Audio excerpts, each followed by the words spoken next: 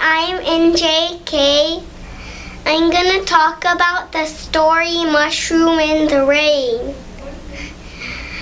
In the beginning of the story, an ant fell down and went under a mushroom. Then a butterfly was flying and fell because of the rain. A rabbit said, "Let me in, a fox is chasing me."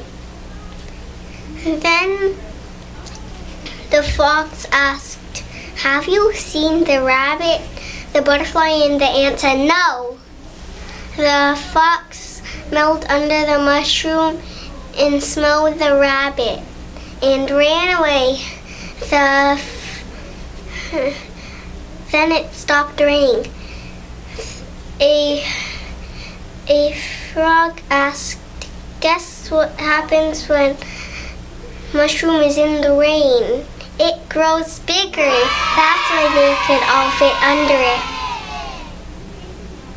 Thank you for listening.